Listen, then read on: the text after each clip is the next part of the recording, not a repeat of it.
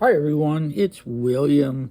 This is the Grand Duke Dmitri 1921 Diary Series, and this is the third day in a row that I am doing a video, whereas usually I would do 3 videos in about 6 days, but we've got some momentum going. At least I have some momentum going with this rebellion, the Kronstadt uprising, that I'm really interested in, and Dmitri clearly also was really interested in. So I decided to go ahead and do another one today since I have the time. And in fact, I was going to finish up this part of the diary entry for the 15th of March in this video, but I decided, since this is pretty intense text from a historical standpoint, to break it into 2 pieces. So I would say this is really going to be a short one. It's only 2 paragraphs, but as any of you know who have been watching these, I tend to ramble on anyway. So we'll see if it ends up being a short one or not. So again, this is the long diary entry for the 15th of March, 1921. Those of you who have been watching these videos for a while know that Dmitri did a combination of short diary entries talking about his day-to-day life and long diary entries covering a period of 2 weeks in which he talked more about his own feelings and interpretation and impressions of things. So this will be part 5 of this long diary entry. And after we finish this section and the next little section, we will be going on to a different topic, which is what happened to him in Berlin. So a recap of the last video, in case you haven't had a chance to watch it. Dmitri is talking about, specifically about what's going on with the Kronstadt uprising and how the rebels in Kronstadt had made a plea for help from outside of Russia, but had made it clear that they would reject any money or other form of help coming from any kind of political group. They didn't want bourgeois money. They wanted proletarian money, and they were willing to take it from the Red Cross, which Dmitri thought was silly, since the Red Cross took its money from whoever wanted to donate. But anyway, that's neither here nor there. He talked about also the reek of Kerensky and the provisional government, or the stink of Kerensky and the provisional government, being on the rebels in Kronstadt, and that was something that made him feel a little pessimistic. He expressed some disdain for democracy and for some dislike of the fact that the Kronstadt rebels possibly stood for democracy, but we talked about that he was not thinking of the form of democracy where you would have, for instance, as in Britain, a constitutional monarchy. He was sort of lumping democracy in with socialism as sort of, one and the same thing, more or less. And his main criticism was that the rebels in Kronstadt and the people who had risen up in other parts of Russia against the Bolsheviks were not focused on Russia as a nation and coming together as a nation, but were focused on whatever partisan group they represented. So actually, after thinking about what I said in the video yesterday, I kind of came to the conclusion that I was really too hard in my critique of what Dmitri was saying, because he wasn't really wrong to reject the spirit of partisanship and the pursuit of political power. And those were the things that he was seeing represented in the Kronstadt uprising, and particularly, with this latest thing of rejecting any assistance coming from anyone but the proletarian or an apolitical group like the Red Cross, and not wanting the help of anybody else, being strongly anti-Semitic, supposedly flying a flag that was just white, and instead of what he thought would be appropriate, which was the Russian national flag. I'm not sure what that would have been in 1921, but that's what he wanted to see. So he had this idea that Russians should come together, and that, of course, was not a negative idea. So yeah, I think I was a little too fast to criticize him, although he may have been naive, thinking that that could work. So instead of having a cast of individuals in this section of the diary, we have a cast of different groups.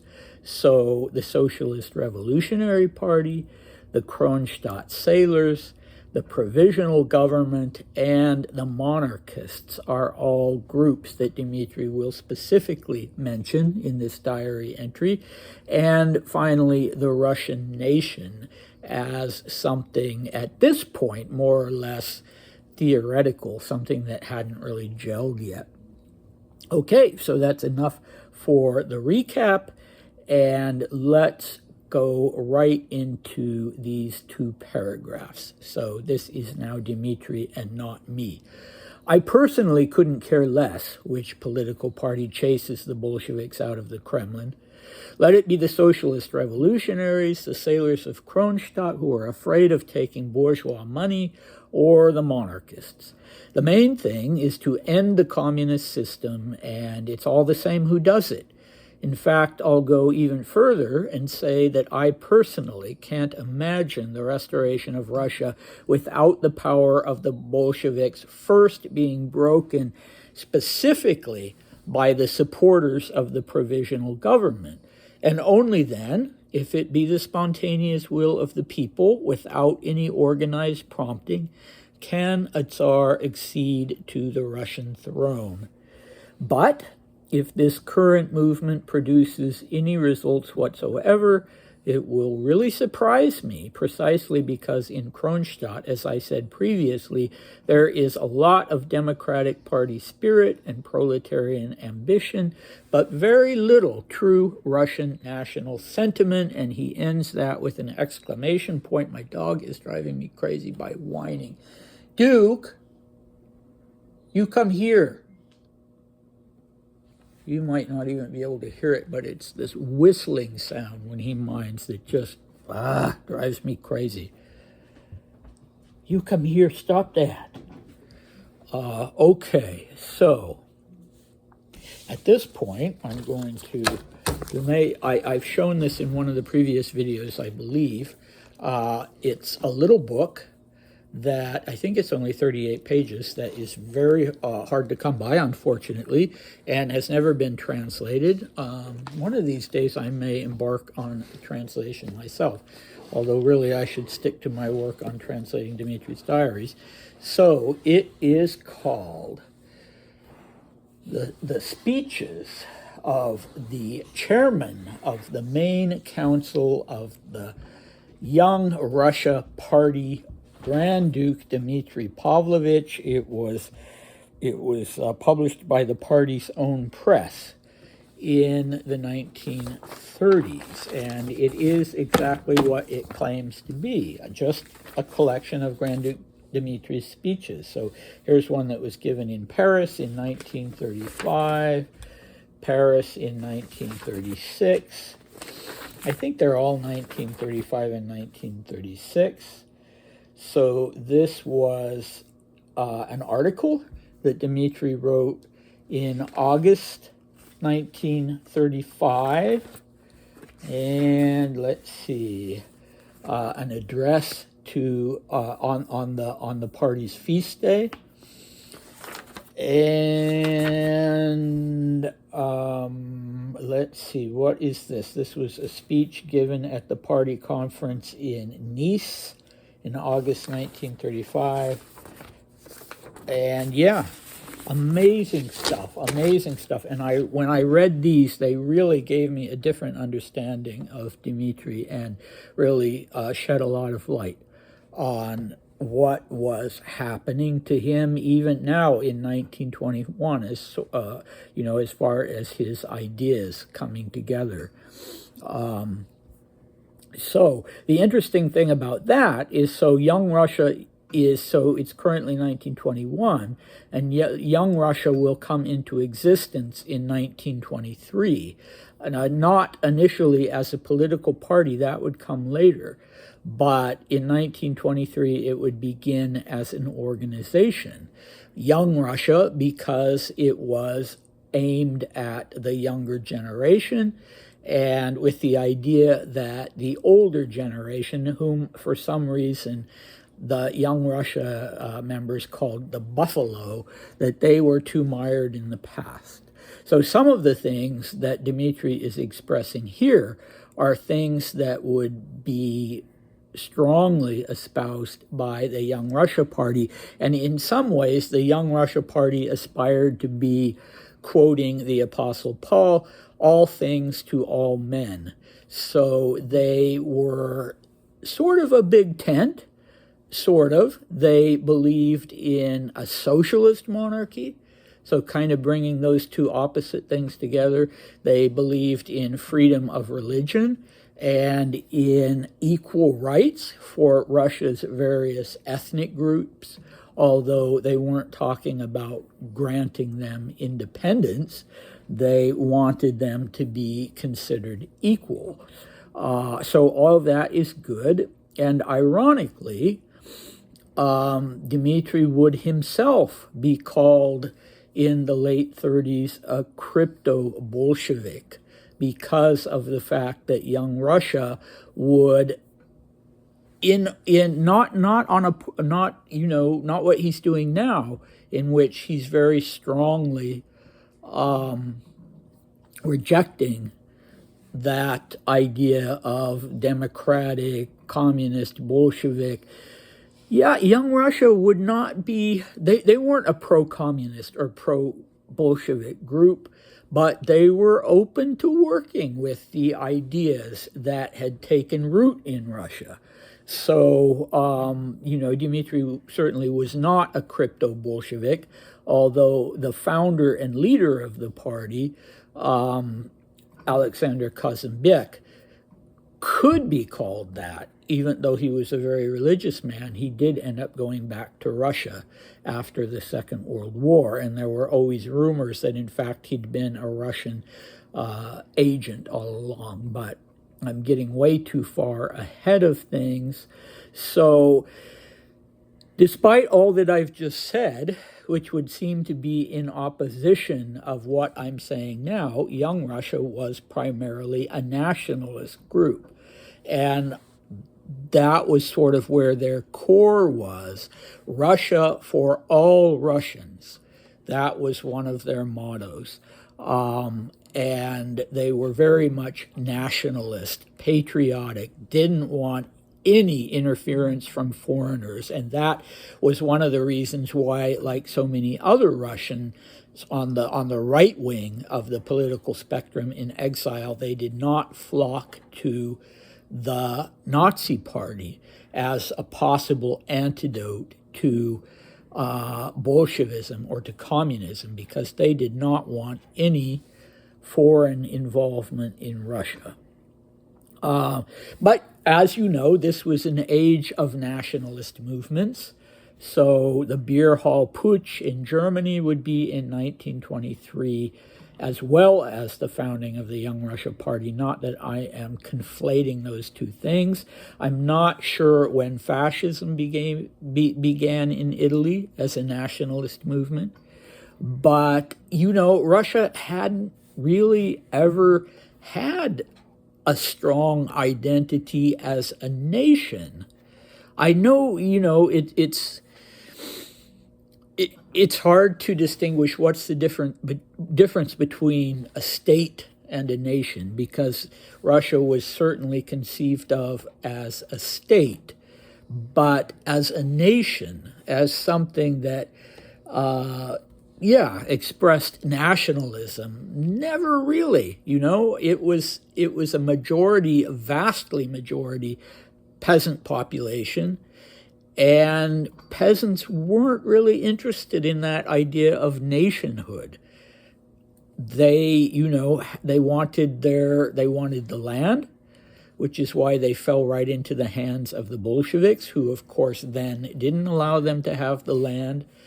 And they had their mystical idea of Russia, as Dostoevsky would put it, not that he was a peasant, that Russia will save the world, as a sort of mystical entity that could bring beauty to the world and truth to the world if only it was apolitical and was Mother Russia, so to speak, that idea.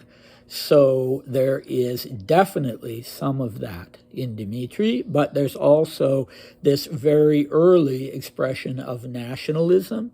And I'm quite interested in the fact that he is using that word and that he is expressing that so early on in 1921.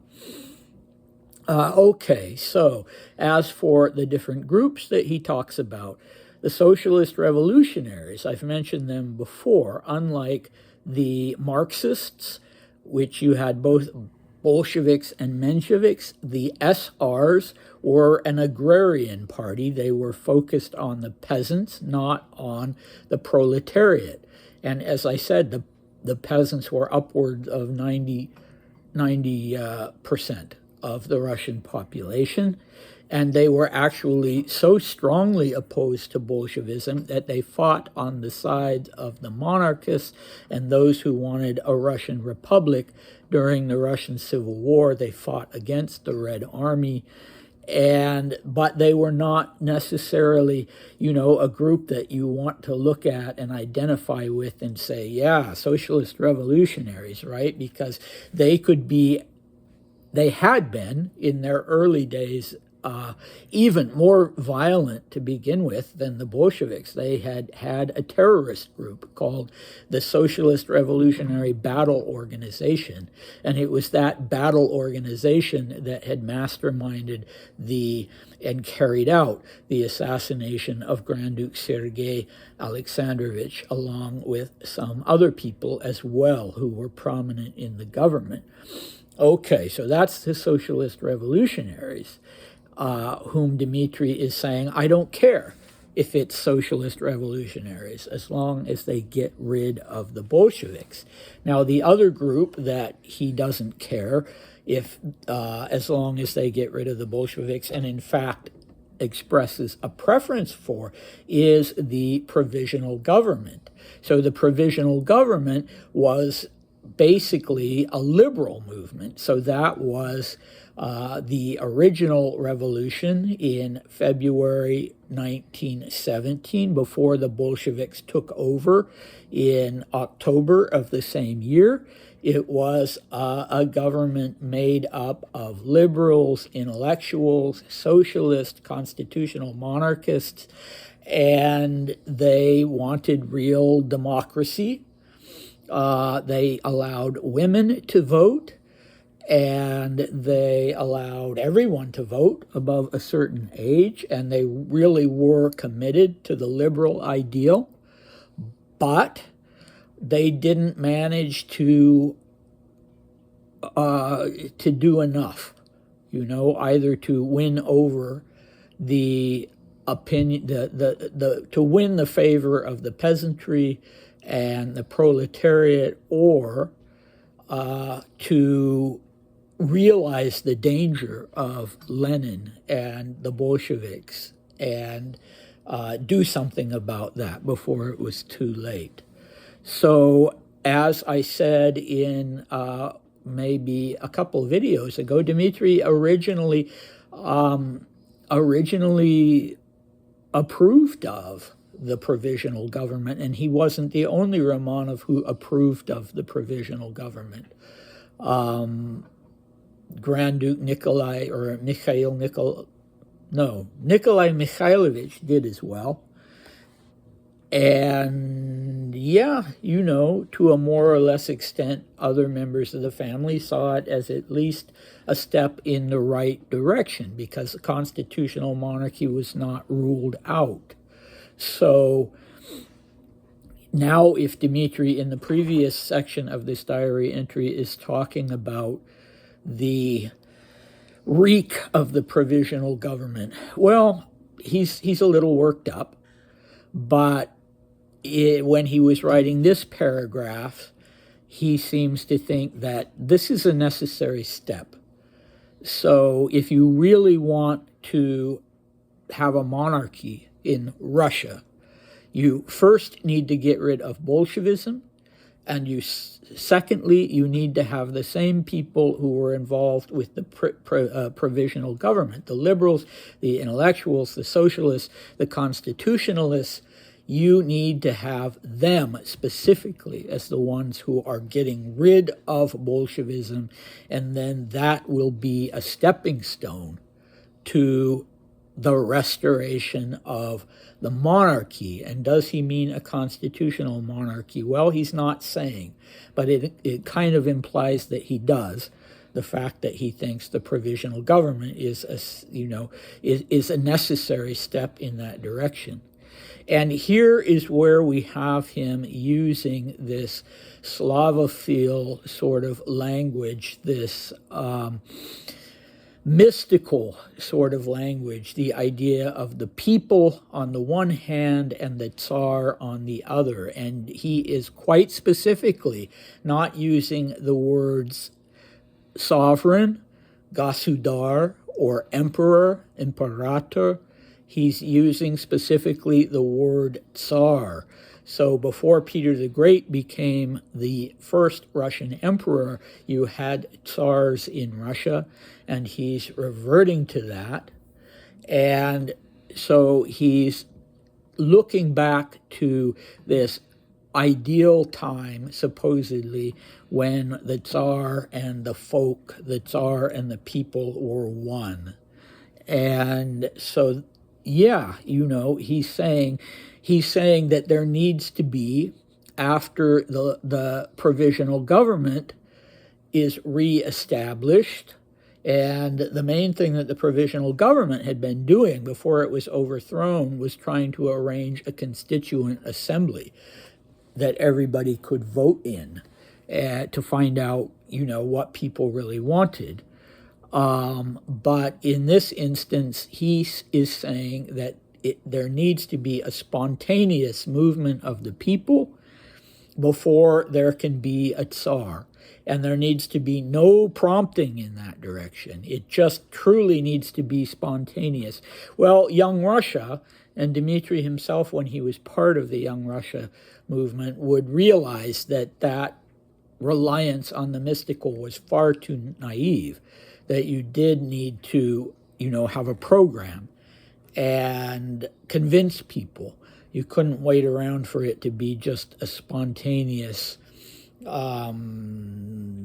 revelation or sort of ecstatic moment where everybody cries out for a Tsar. You have to make a little bit of effort. Okay, so anyway, I will leave it at that. I guess it's a good thing that I did chop this in half, because here I've talked even longer than usual. But these are really important ideas, and they're really crucial to understanding Dmitri himself, where he was in 1921, where he would be later, and why he would decide to become part of the Young Russia movement. And we already see the roots of that. So come back for what will truly be the last video on the Kronstadt uprising, and then we'll go right into Berlin. So I'll see you next time. Bye.